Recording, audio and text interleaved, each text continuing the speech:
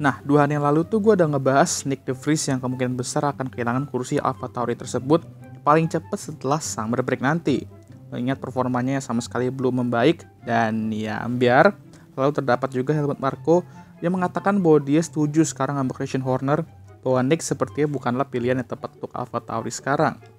Nah, terdapat beberapa kandidat yang dapat menggantikan Nyck kalau misalnya dia di-kick nanti di setelah summer break ya kan. Namun gue akan bahas salah satu aja untuk hari ini. Dan ini adalah kandidat yang menurut gue tuh paling cocok untuk menggantikan Nyck seandainya dia summer break nanti sayonara. Pembalap itu ialah Daniel Ricciardo ya kan, sang Ricky Baby. Dan hari ini gue akan ngebahas, akankah Daniel Ricciardo kembali balapan di F1 musim ini?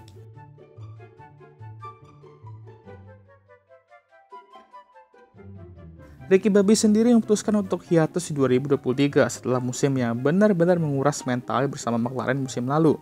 Sudah terlihat bahwa Ricky Baby telah mencapai titik terendahnya di musim lalu dan ya itulah ya. Udahlah nggak bisa perform dengan baik bersama McLaren, kebantu yang melando dan membuat McLaren rugi karena bayar gajinya. Kalau itu sih kayaknya nggak rendah-rendah amat lah ya untuk Ricky Baby. Namun karena inilah dia memutuskan untuk tidak balapan di 2022 karena dia benar-benar terkuras banget secara mental. Tapi dia memutuskan untuk menjadi reserve driver atau third driver Red Bull di 2023. Cocok lah ya, sama-sama nomor 3 habis. Dan tugas dia selain menggantikan salah satu pembalap yang berhalangan hadir ialah melakukan kegiatan-kegiatan untuk sosmed lah ya, biasa lah ya, media duties. Dan ya dia juga cocok lah ya di situ, mengingat personality dia yang fun dan selalu membawa warna ya kan, warna-warni gitu.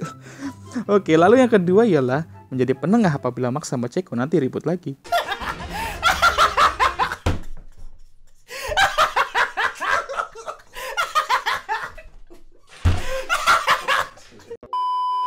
Ya untuk 2023 ini dapat dikatakan dia ingin relax sedikit lah ya setelah 2022 dan nggak ada yang salah dalam keputusan itu ya.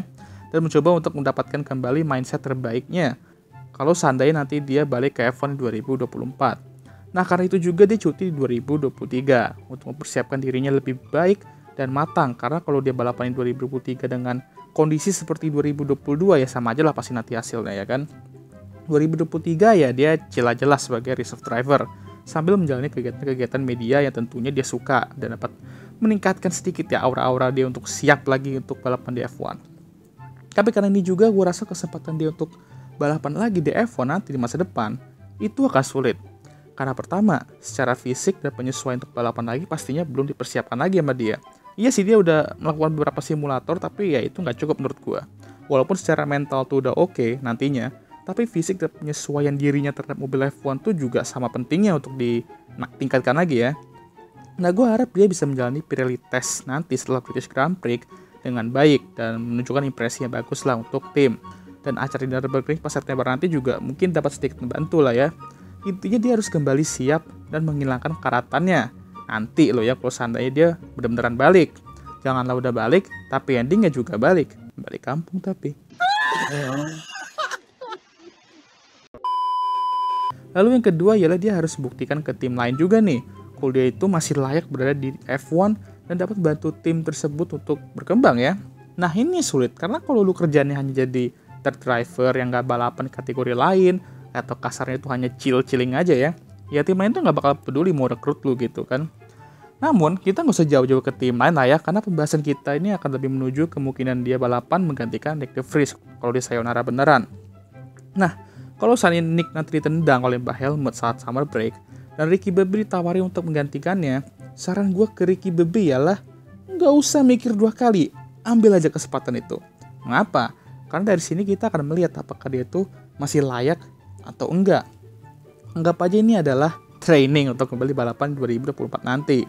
Walaupun kalau misalnya ntar AlphaTauri beneran ngambil dia, ya tujuan AlphaTauri nanti ya agak sedikit melenceng ya, karena tujuan mereka ialah memberikan pembalap muda kesempatan untuk balapan di F1. Ya iya sih, cuman baik lagi, AlphaTauri itu sekarang situasi itu lagi parah. Mereka berada di juru kunci klasemen dan mobil mereka ini ambiar. Maka agak sedikit risknya tuh gede banget kalau lu ngambil rookie.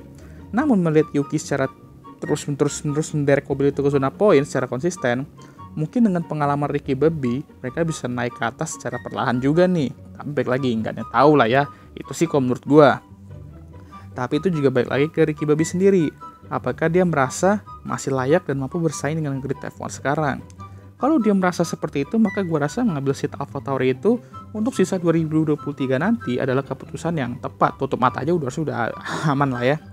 Di sini kita juga akan melihat apakah dia bisa membuktikan ke kita semua kalau pas di McLaren itu hanya karena dia nggak nyaman aja sama mobilnya, bukan karena dianya yang benar-benar drop. Tapi kalau diberikan mobil yang sesuai sama driving style-nya, dia mampu tampil bagus dan buktikan keraguan-keraguan yang ada tuh salah gitu kan. Ini juga dapat membantu kesempatannya balik ke F1 2024. Karena gue tahu dia pasti ingin balik di 2024. Dilihat dari wawancara-wawancara itu udah kelihatan banget cuy.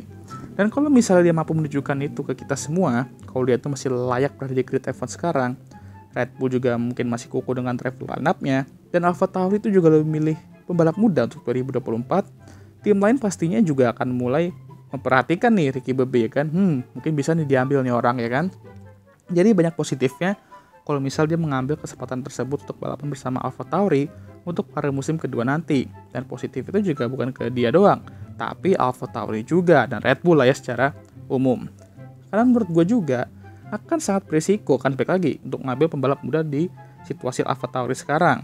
Untuk menghadapi tekanan sebesar itu, gue rasa tuh hanya pembalap sekelas dan seperpengalaman Ricky Bobby aja yang bisa. Ya udah jelas lah ya orang di McLaren aja dia udah kena ospek dia soal itu. Jadi melihat situasi sekarang, kesempatan Ricky Bobby untuk kembali ke F1 sangatlah besar. Berharap aja kalau misal seandainya Nick tertendang nanti, ya walaupun gue juga nggak mau berharap juga kalau dia bakal tertendang secepat itu, Ricky Bobby setidaknya masuk ke list kandidat penggantinya, dan dia juga beneran dah yakin sama dirinya dan setuju untuk menggantikannya. Gue kayaknya adalah salah satu orang yang sebenarnya itu ya masih percaya kalau Ricky Bobby ini masih sangat layak untuk berada di F1. Karena gue tahu form tuh mungkin hanya sementara aja, mungkin kadang muncul, kadang enggak. Tapi kelas tuh permanen cuy. Dia adalah pembalap dengan driving style yang menghibur, dan gue yakin untuk saat ini dia hanya perlu membuka kunci yang mengunci performa aslinya. Kalau udah kebuka tuh kuncinya, gue yakin dia akan tampil seperti dulu lagi. Jadi kita lihat aja lah ya ntar ke depannya kayak gimana. Yang pasti harus bisa belajar dari masa lalu lah ya. Setidaknya kalau udah beneran dapat seat AlphaTauri nanti, minimal harus sama kayak Ceko yang nembus Q2 berturut-turut.